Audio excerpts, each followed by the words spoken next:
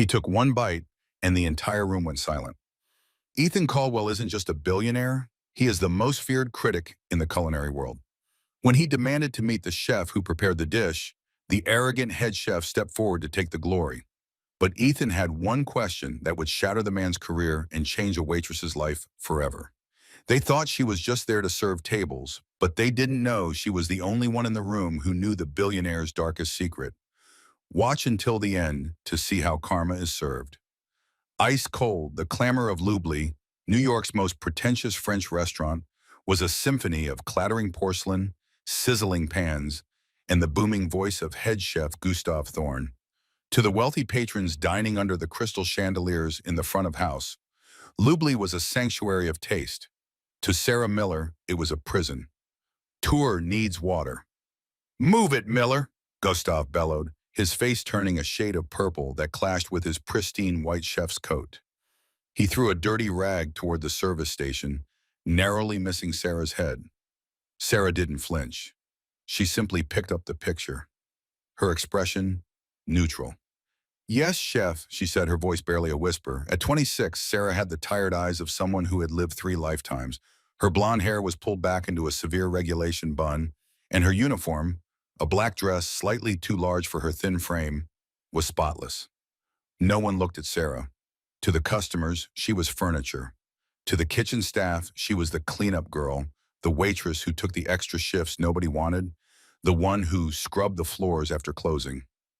They didn't know that her hands, currently red from sanitizer and cheap soap, were once insured for $2 million. They didn't know that 3 years ago, Sarah Miller had been the youngest sous chef to ever be nominated for the James Beard Rising Star Award. That was before the accident, before the fire that took her father's restaurant, before the rumors that she had started it. Rumors planted by a rival group that now owned half the city's dining scene. Blacklisted and broke, she had faded into the background, taking a job at L'Oubli under a fake resume that listed housekeeping as her primary skill. "You're daydreaming again, trash," Gustave snapped as she passed the pass. He was plating a sea bass, his clumsy fingers smearing the reduction sauce. Sarah's eye twitched. The acidity in that sauce was unbalanced. She could smell the excess vinegar from 3 feet away, but she said nothing. Gustave was a man of mediocrity, masquerading as a genius. He had inherited his position through nepotism. His uncle was the majority shareholder of the restaurant group. He treated the kitchen like his personal thief, firing anyone who showed more talent than him. "Sarah," a soft voice whispered near the walk-in fridge. It was Liam, the prep cook, a 19-year-old kid with a good heart but shaking hands. "I messed up the Bruno.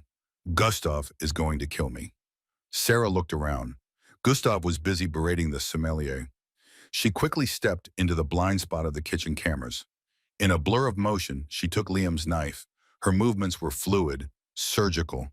Chop, chop, chop. In 20 seconds, she turned a pile of carrots into perfect uniform cubes, tiny jewels of orange. "Clean your station," she whispered, sliding the knife back to him. "And add a pinch of salt to the water before you boil these. It helps retain the color." Liam looked at her with awe, as he always did. "How do you do that?" "I just watch," she lied, grabbing a tray of dirty glasses. "I just watch." The night wore on, a grueling marathon of abuse. Sarah's feet throbbed, but the physical pain was easier to handle than the ache in her chest. Every time she saw a plate leave the kitchen, she critiqued it in her mind. Too much salt, plating is messy, the protein is resting too long. It was torture to be so close to the fire, but forbidden to touch it. Around 9:01 p.m., a hush fell over the dining room. It started at the entrance and rippled backward like a wave. Sarah was pouring sparkling water for an elderly couple when she saw him, Ethan Caldwell. He didn't walk, he glided.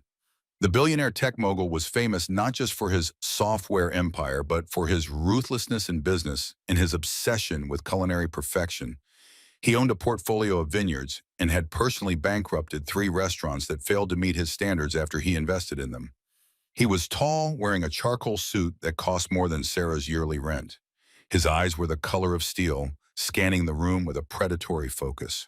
The general manager, a nervous man named Arthur, practically tripped over himself to greet him. Mr. Caldwell, we weren't expecting you. Please, the VIP booth is ready. Ethan ignored him, looking toward the kitchen doors. I'm not here for the booth, Arthur. I'm here because I heard a rumor. Arthur sweated. A rumor, sir?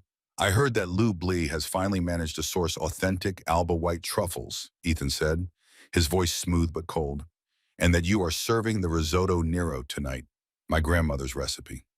Sarah froze mid-pour. She knew that recipe. It wasn't just a recipe, it was a legacy. Ethan Caldwell's grandmother was Italian royalty. The recipe was a closely guarded secret, published only once in a limited edition memoir 40 years ago. Arthur looked panic-stricken. He looked toward the kitchen doors. Gustav had put the risotto on the menu purely to show off, claiming he had improved it. Yes, Mr. Caldwell, Arthur lied, his voice cracking.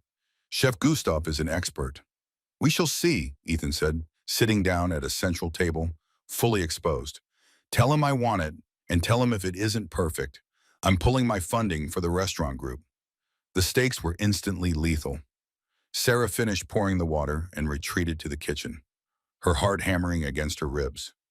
She burst through the swing doors to find absolute chaos. The kitchen had gone silent. The ticket machine printed a single order, the sound tearing through the tension like a gunshot. Table 7, Ethan Caldwell, Risotto Nero. Gustav was staring at the ticket, his face draining of color. He wiped his sweaty palms on his apron. He actually came. Chef, the sous chef, a man named Roger, who was just as incompetent as Gustav, stammered, We don't have the truffle oil prep ready. And the squid ink? Is it the fresh batch? Shut up, Gustav roared, throwing a pan into the sink. I am a Michelin star caliber chef. I can make a risotto. Sarah stood by the dishwasher, scrubbing a pot, but her ears were tuned to the station. She watched Gustav frantically grabbing ingredients. He was moving too fast, his panic making him clumsy. She watched him grab the arborio rice. Mistake one, she thought. Caldwell's grandmother used carnaroli rice. It has a higher starch content and holds the texture better. She watched him reach for the white wine. Mistake two. The recipe calls for a splash of dry vermouth, not Caradon. And then the fatal error. She watched Gustav pull out a pre-made fish stock from the walk-in fridge. It was 2 days old. No, Sarah whispered to herself. You need fresh shellfish stock made with the shells of langoustines, simmered for exactly 40 minutes. Gustav was sweating profusely into the pan. More butter. It needs to be creamy, he yelled at Roger. Chef, the texture is getting gummy, Roger warned. I said more butter, Sarah couldn't watch. She grabbed a stack of clean plates and walked past the station to the pass. As she did, she caught a whiff of the pot. It smelled of heavy cream and old fish. It was going to be a disaster. Ethan Caldwell wouldn't just send it back. He would destroy the restaurant's reputation by morning. And if the restaurant went down, the innocent staff, Liam, the dishwashers, the servers would lose their jobs. Sarah paused. She looked at Liam, who was trembling while cutting herbs. She looked at the terrified waiters. She had to do something. Gustav, Arthur the manager, burst into the kitchen. He's waiting. He's asking why it's taking so long. It's coming. Get out, Gustav screamed. He turned his back to the stove to grab the truffles from the safe. In that split second, the kitchen was distracted. Roger was arguing with Arthur. Gustav was fumbling with the safe combination. Sarah dropped her stack of plates on the counter with a loud clatter, intentionally causing a distraction near the exit. Everyone looked toward the noise. Sorry, slippery hands, she called out, ducking down. While eyes were averted, she moved. It wasn't a conscious decision, it was instinct. She didn't go to Gustav's pot. That was unsalvageable. She went to the back station, the dead station usually used for prep. There was a small pot of fresh langoustine stock simmering there. She had made it herself earlier, secretly, tended for the staff meal because she couldn't bear to eat the garbage Gustav served them. She grabbed a pan, heat on high, olive oil, shallots finely minced, not chopped. She threw them in. They sizzled, releasing a sweet aroma. She grabbed the Karoli rice from the top shelf where it gathered dust. She toasted the grains until they were translucent pearls. Splash! The dry vermouth hit the hot pan, hissing violently. The smell was sharp, herbal, perfect. She worked with the speed of a phantom. Ladle of stock, Stir. Wait. Ladle of stock. Stir. Wait. It was a dance she had performed 1,000 times in her father's kitchen. "Where is the truffle shaver?" Gustav yelled from across the kitchen, still fighting with his gummy mess. "I have it, chef," Roger cried. They were so consumed by their panic, they didn't see the waitress in the back corner, obscured by a rack of drying pots, cooking for her life. Sarah tasted the rice, al dente, perfect resistance.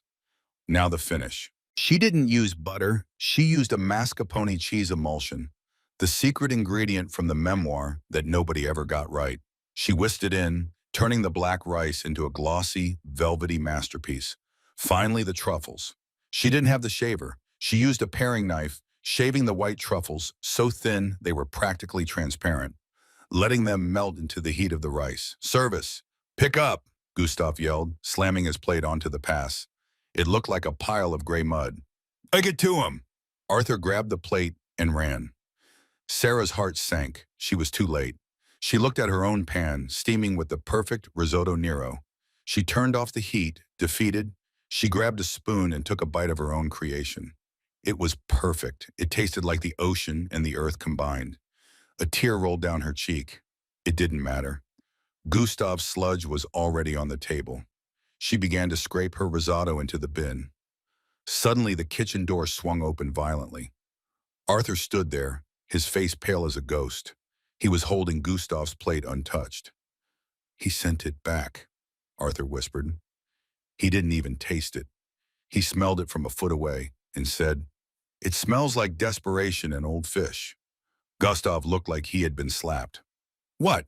That is impossible," he says. Arthur swallowed hard. He says if he doesn't get a real risotto Nero in 5 minutes, he is buying the building and turning it into a parking lot. The kitchen descended into anarchy. Gustav threw his apron on the floor.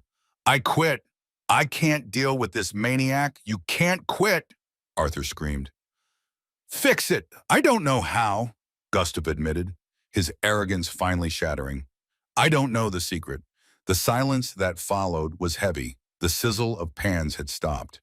The staff looked at each other, knowing they were all about to be unemployed. Sarah looked at the bin where she was about to dump her risotto. She looked at the pan.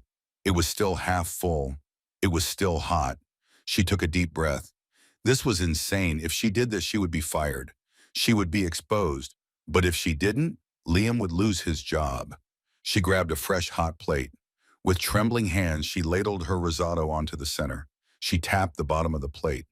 The rice spread out into a perfect flat wave, the Olin style that Italians prized. She garnished it with a single fried sage leaf. She walked up to the pass, pushing past the stunned sous chef. She placed the plate in front of Arthur. "Take this," she said, her voice steady. "You," Gustav sneered, stepping forward. "The cleaning lady cooked? Are you insane? Throw that in the garbage." He reached out to knock the plate off the pass. "Touch that plate," Sarah said, locking eyes with him, her blue eyes blazing with a fire none of them had ever seen before. "And I will break your fingers." Gustav froze. The ferocity in her voice was terrifying. Arthur looked at the plate. It glistened. It smelled incredible. The aroma of vermouth and fresh truffle filled the space between them. "Take it, Arthur," Sarah commanded. Arthur didn't ask questions. He grabbed the plate and ran back into the dining room. Sarah leaned back against the counter, her legs suddenly turning to jelly. She closed her eyes. "What have I done?" The dining room of Lubli was a theater of high anxiety. Every waiter, busboy, and sommelier had frozen in place, their eyes darting toward table 7. Arthur, the general manager, placed the dish before Ethan Caldwell with the delicate care of a man handling unexploded ordnance. The plate was a study in contrasts. The jet black risotto, dark as a moonless night, sat against the stark white porcelain. The steam rising from it carried a complex fragrance, earthy truffle, sharp vermouth, and the sweet saline kiss of the sea. Ethan Caldwell did not pick up his fork immediately. He sat perfectly still, his steel gray eyes locked onto the dish. He closed his eyes and inhaled. For a moment, the billionaire was no longer in a trendy Manhattan restaurant. He was 6 years old, sitting on a sun-drenched terrace in Piedmont, Italy. He could hear his grandmother, Nonna Isabella, laughing as she stirred a copper pot. He could smell the exact mixture of herbs she used to grow in her garden.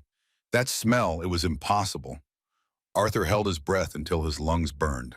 "Sir," he squeaked, "is everything to your satisfaction?" Ethan opened his eyes. The nostalgia vanished, replaced by a razor-sharp calculation. He picked up a spoon. He didn't scoop aggressively. He took a small, precise sample from the edge of the wave. He placed the spoon in his mouth. The room watched. 10 seconds passed. 20.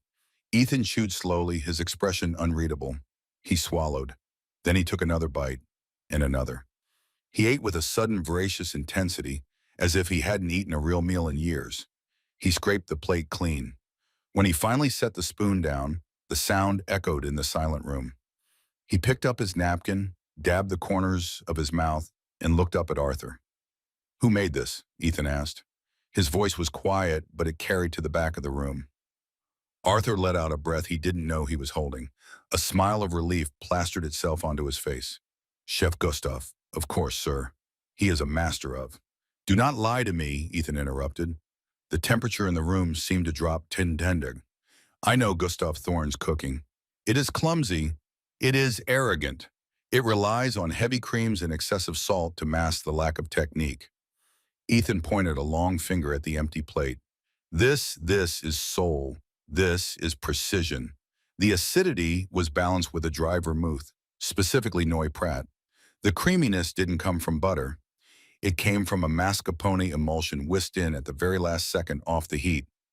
Gustav Thorne wouldn't know how to execute that if his life depended on it. Arthur began to sweat profusely, his collar dampening.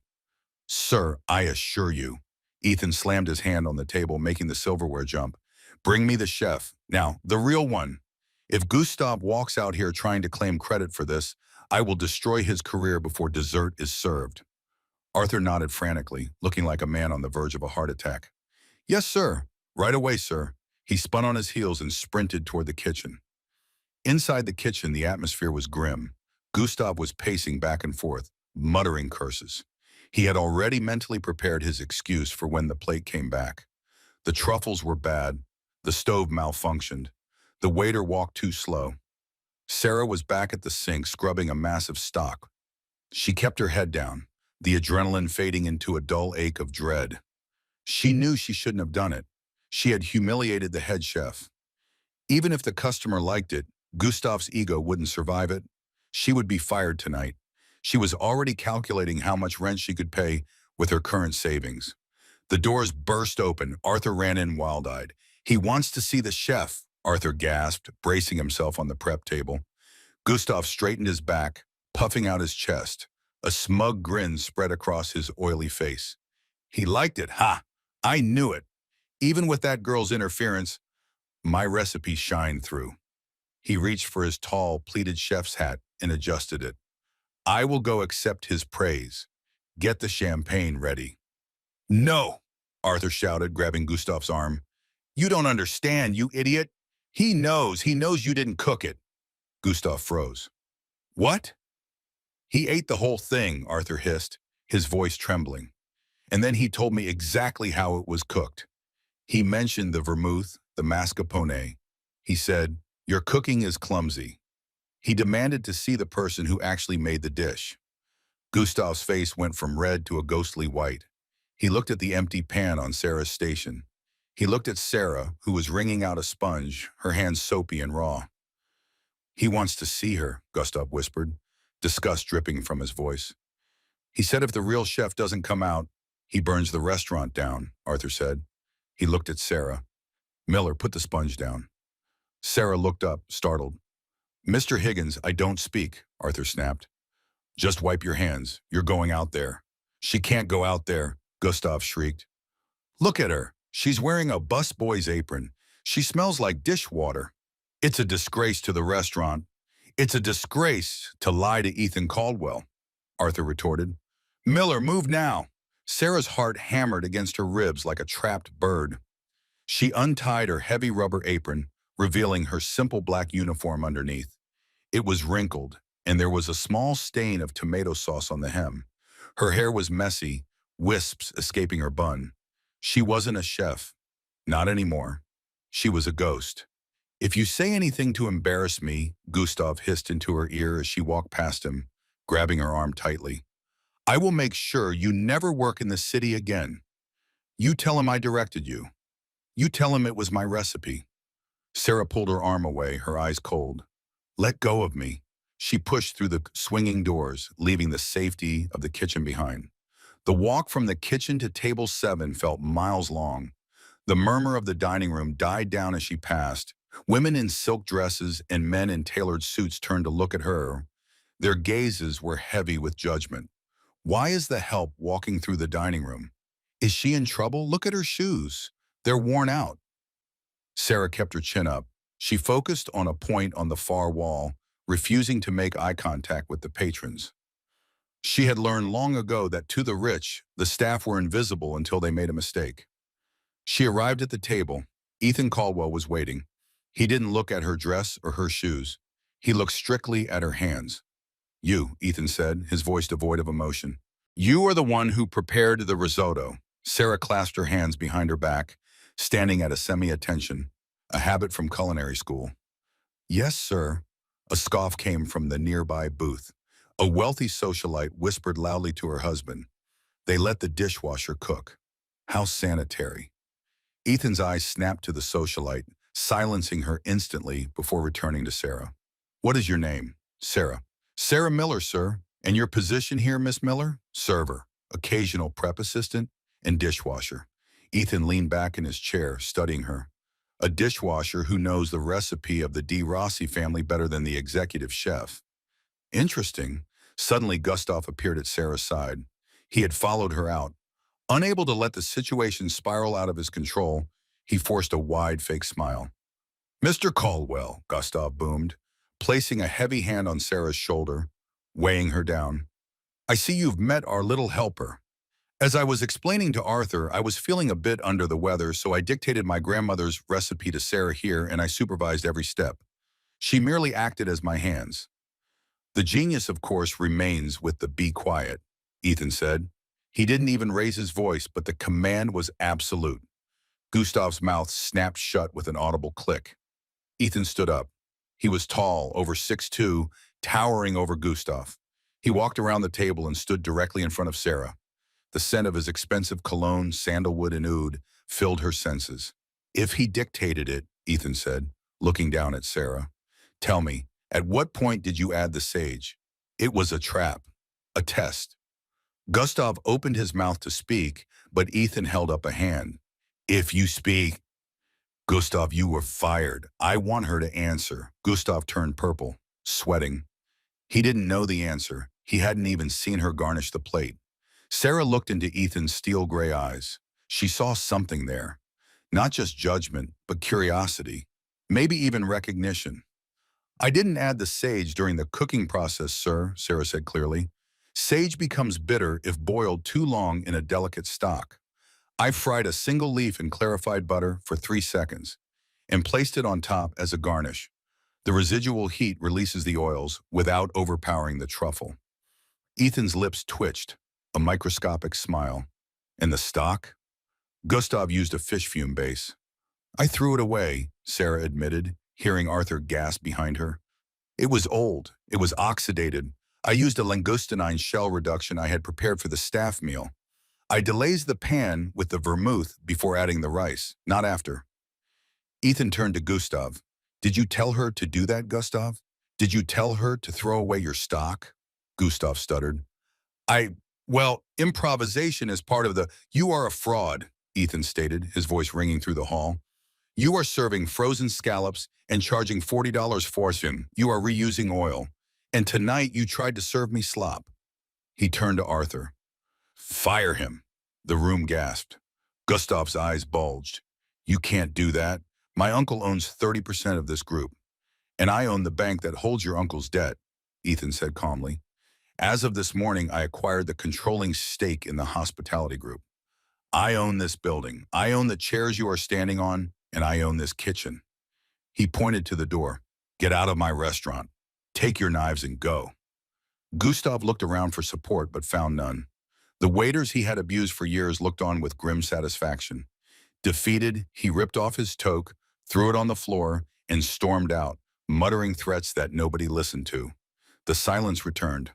Now it was just Sarah and Ethan. So Ethan said, turning his full attention back to her, "Sarah Miller." He took a step closer. "Miller? That is a common name. But your hands, the burn scar on your right wrist, that is a specific mark. It comes from the handle of a 500-degree broiler oven." Sarah instinctively covered her right wrist with her left hand. "Occupational hazard, sir." 3 years ago," Ethan continued, his voice dropping to a murmur so only she could hear, "I had a meal at a small bistro in Chicago. The hearth, it was the best braised lamb I have ever eaten.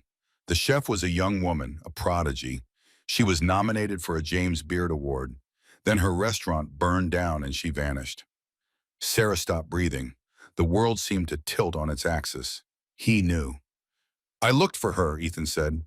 "I wanted to hire her, but the report said she had fled the country or that she was crazy, that she started the fire herself." He leaned in, his face inches from hers. "You aren't a dishwasher, Sarah. You are the ghost of Chicago." Sarah's eyes filled with sudden hot tears. She fought them back. She had spent 3 years hiding, scrubbing floors to pay off the debts her father left behind, hiding from the investors who blamed her for the fire. "I'm just a waitress, Mr. Caldwell," she whispered, her voice cracking. "Please, I just need this job." "No," Ethan said firmly. "You don't need this job." He turned to the stunned dining room. He grabbed a wine glass and tapped it with a spoon. Clink, clink, clink. "Ladies and gentlemen," Ethan announced, "the kitchen is closed for regular service.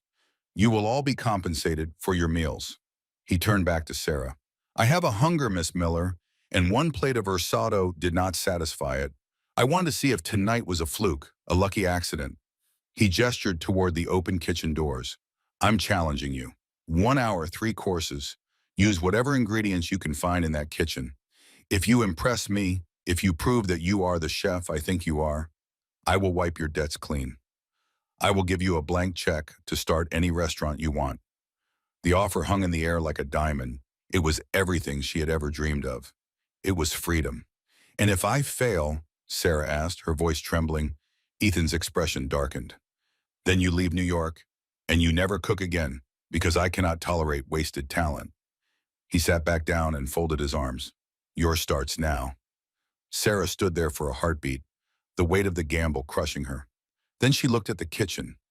She looked at the empty station where Gustav used to rule. She looked at Liam and the other cooks who were watching her with wide, hopeful eyes. She tightened her ponytail. She rolled up the sleeves of her oversized black dress. "Yes, chef," she whispered. She turned and ran back into the kitchen. The moment Sarah crossed the threshold back into the kitchen, the atmosphere shifted. It was no longer a place of servitude. It was an arena. She didn't walk to the dish pit. She walked straight to the past, the captain's bridge. "Listen to me." Sarah's voice wasn't loud, but it had a steel core that cut through the murmurs of the confused staff.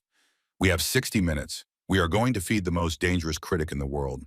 If we win, you all keep your jobs.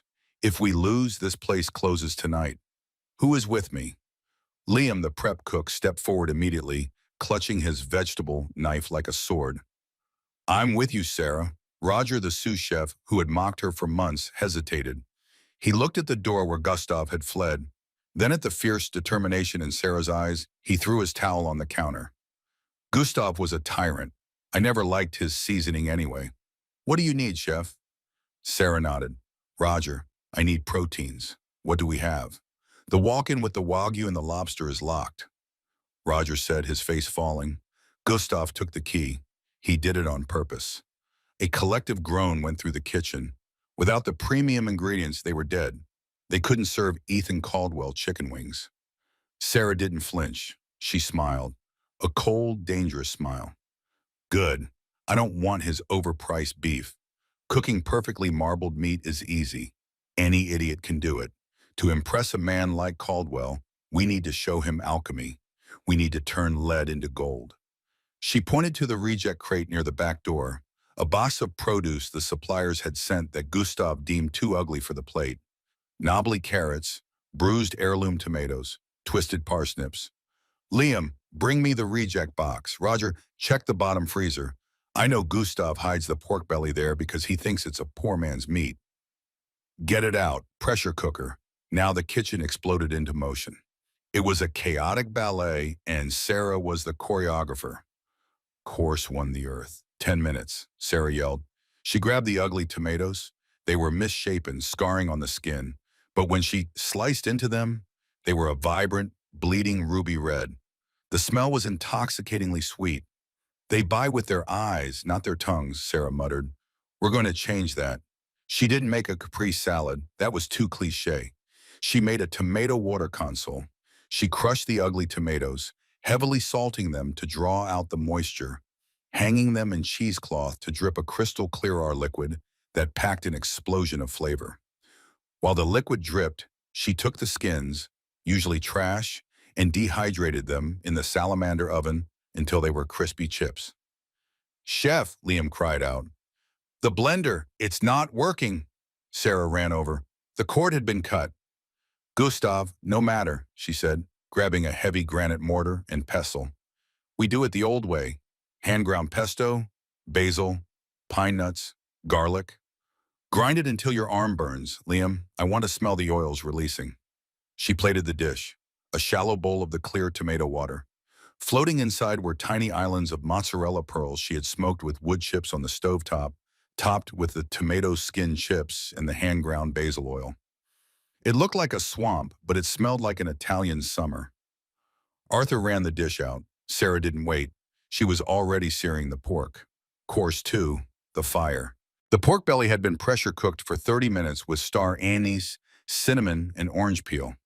It was tender, but it looked pale and unappetizing. We need a crust, Sarah said. She grabbed a blowtorch. Roger, glaze. Roger brushed the meat with a mixture of honey and soy. Sarah hit it with the torch. Whoosh! The sugar caramelized instantly, creating a glass-like crackling skin. But something was missing. The dish needed acid. She scanned the station. No lemons. Gustav had used them all for his garnishes. She spotted a jar of pickled peaches in the back of the pantry, something the previous chef 3 years ago had left. They were fermented, pungent. Risky, Roger warned. Calculated, Sarah corrected. She pured the peaches into a sharp, tangy sauce to cut through the heavy fat of the pork. The sabotage. They were plating the second course when the lights went out. The kitchen plunged into pitch darkness. The hum of the ventilation fans died. The electric stoves beeped and shut down. He cut the main breaker, Roger yelled in the dark. Gustav is outside at the box. Don't stop, Sarah screamed. Use the gas lines. The pilots are still lit. Get your phones out for light. 5 cell phone flashlights illuminated the kitchen in eerie beams. The heat began to rise immediately without the fans. It was becoming an inferno. Sweat poured down Sarah's face, stinging her eyes. I can't see the sear, Roger panicked. Listen to it, Sarah commanded, closing her eyes. Listen to the sizzle. When the popping slows down, the skin is crisp. Trust your senses, Roger. They plated the pork in the semi-darkness, guided only by the beams of light and Sarah's intuition. Service, she yelled, her voice. Arthur, looking terrified and sweating through his suit, grabbed the plates and vanished into the dark dining room, which was now lit only by emergency candles, creating an accidentally romantic, if tense, atmosphere. Sarah leaned against the stainless steel counter, gasping for air. The heat in the kitchen was now at over 100 degrees. One more, she whispered. Dessert. We can't bake, Liam said, shining his light on the dead convection ovens. The ovens are electric. We can't make the soul. Sarah looked at the ingredients she had gathered. Eggs, sugar, cream, lavender. She looked at the weigh range, the only thing working. We don't bake, she said, wiping soot from her forehead. We poach. Île flottante, floating island. It was a classic French dessert rarely seen because it was considered grandma food. Meringue poached in milk floating on crème anglaise. It was delicate, technical, and required zero electricity. She whipped the egg whites by hand. Her bicep burned. Her wrist, the one with the burn scar, throbbed in agony. But she didn't stop. She whipped until the whites were stiff, glossy peaks. She poached them gently in the simmering milk infused with lavender. The kitchen was a sauna. The staff was exhausted, but they were smiling. For the first time in years, they were cooking real food.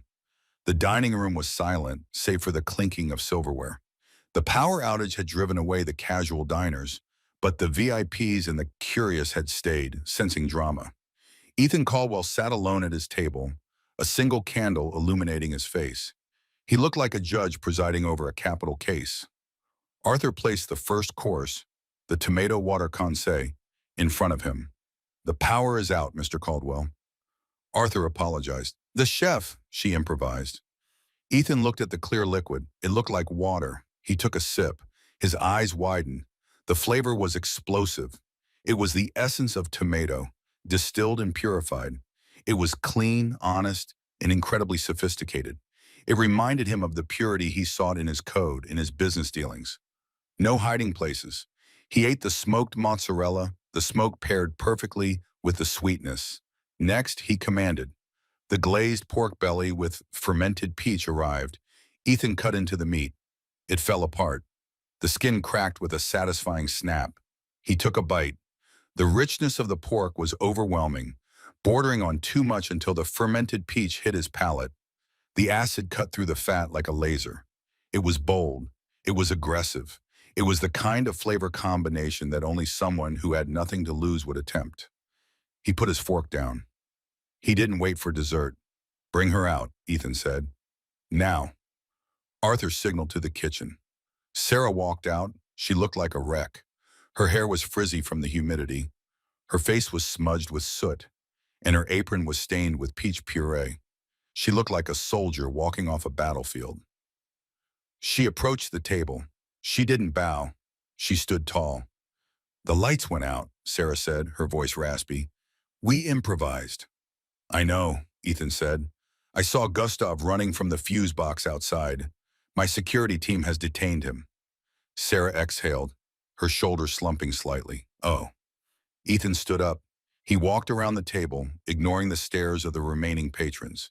He stopped in front of her. "The tomato water," he said softly. "That is a technique from the Purr's Cookbook 2010 edition. But the smoking of the cheese, that is Southern. Where did you learn that?" "My father," Sarah said, her throat tightening. "He ran a BBQ shack in Texas before he moved us to Chicago to open the hearth." Ethan nodded slowly. "And the fermented peaches?" "My grandmother. She canned them every summer. She said, 'Sweetness needs time to turn into something interesting.'" Ethan stepped closer. The space between them was charged with an electric tension that had nothing to do with the food. "3 years ago," Ethan said, his voice dropping to an intimate register, "I read the police report about the fire at the hearth. The investigators said the gas line was tampered with. They found your fingerprints on the wrench." Sarah flinched. "I was trying to fix it. I smelled the leak. I went to tighten the valve, but it was already stripped. Someone had sabotaged it before I got there. But because I was the only one with the key that night, they blamed me. The insurance company refused to pay." Ethan recited the facts. "Your father died of a heart attack 2 weeks later from the stress, and you were branded an arsonist." "I didn't do it," Sarah whispered, tears finally spilling over. "I love that kitchen. It was my life." Ethan reached out. For a second, Sarah thought he was going to strike her. Instead, he gently wiped a smudge of soot from her cheek with his thumb. His skin was cool against her burning face. "I know you didn't do it," Ethan said. Sarah froze.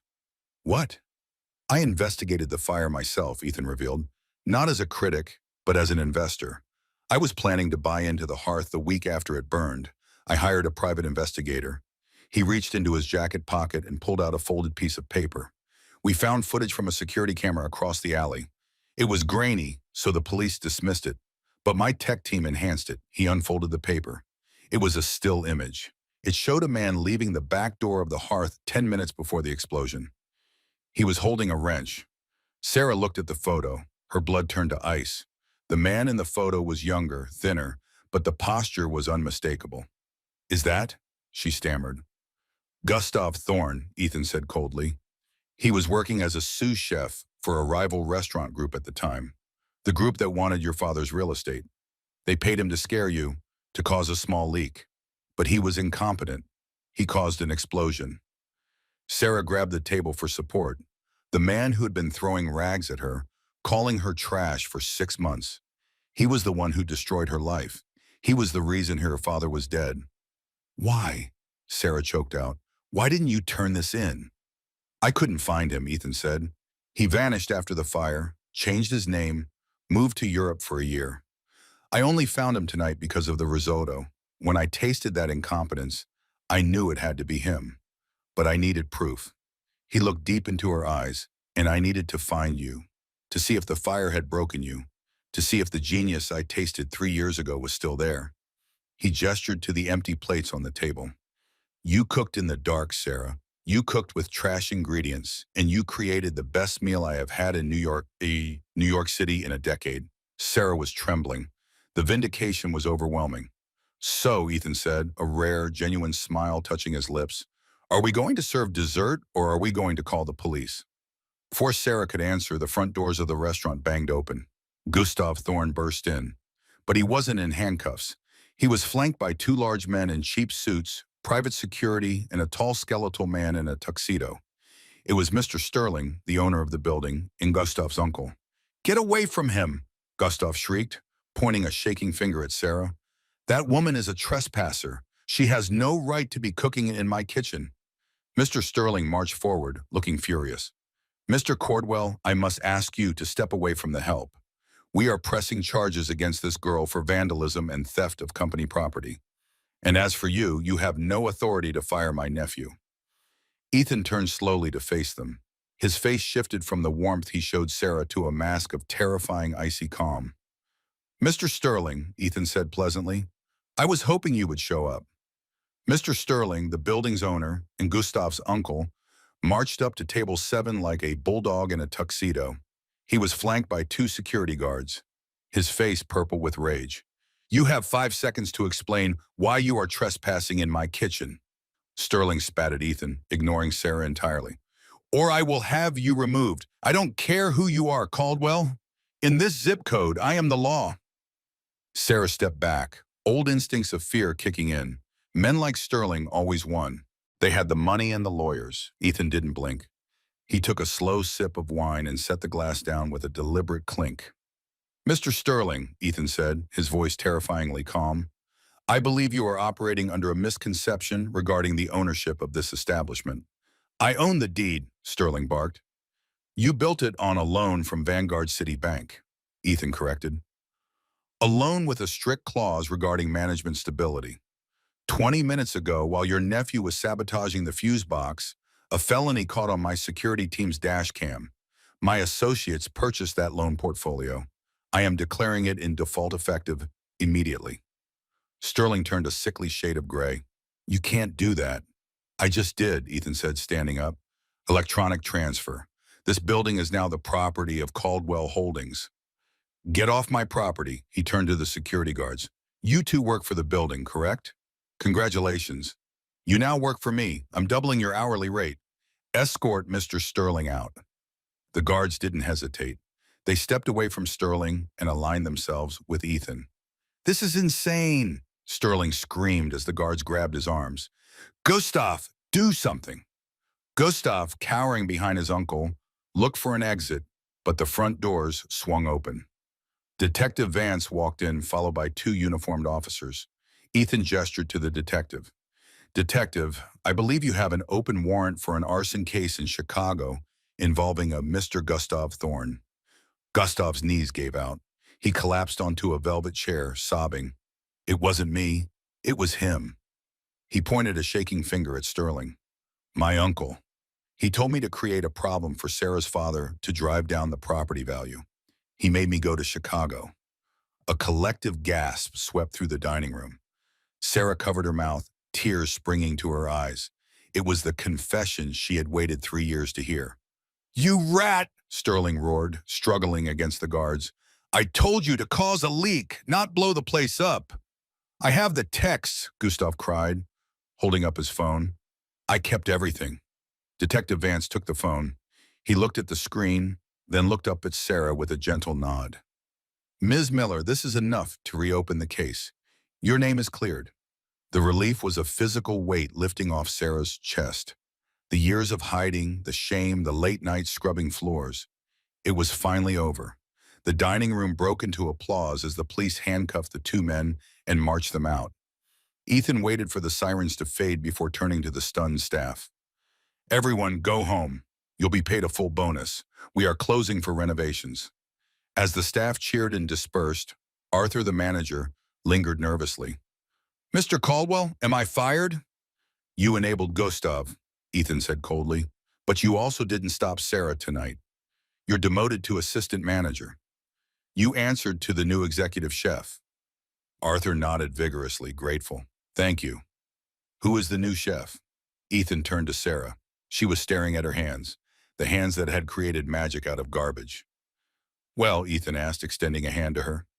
Are you ready to sign the contract, Chef Miller? Sarah looked up. Her eyes were red, but her smile was blinding. She took his hand. I have conditions. Ethan raised an eyebrow. Negotiating with a billionaire? First, Sarah said firmly, no frozen scallops ever. Agreed. Second, Liam becomes my sous chef. Done. And third, Sarah's voice softened. Change the name. Luby means the forgotten. I don't want to be forgotten anymore. I want to call it the Hearth. Ethan squeezed her hand, a genuine smile transforming his face. The Hearth it is. 1 year later, the line for the grand opening of the Hearth NYC wrapped around the block. The food world was buzzing about the Phoenix chef who had risen from the ashes. Inside the kitchen was a sanctuary of focus. No screaming, just the rhythmic chop, chop, chop of knives. Sarah stood at the pause in a pristine white coat, her name embroidered in gold. Service, she called, sliding a plate of smoked truffle risotto to a server. She looked out at table 7. Ethan was there as he had been every night for the past year. He wasn't in a suit. He looked relaxed, watching her with an intensity that had nothing to do with business. Sarah walked out to the table. How is it? Ethan took a bite, savoring the mascarpone and vermouth. It lacks something. Sarah panicked. What? The acidity is perfect. It lacks a companion, Ethan said, gesturing to the empty chair. Sit with me, Sarah. Liam has the kitchen. Sarah looked back.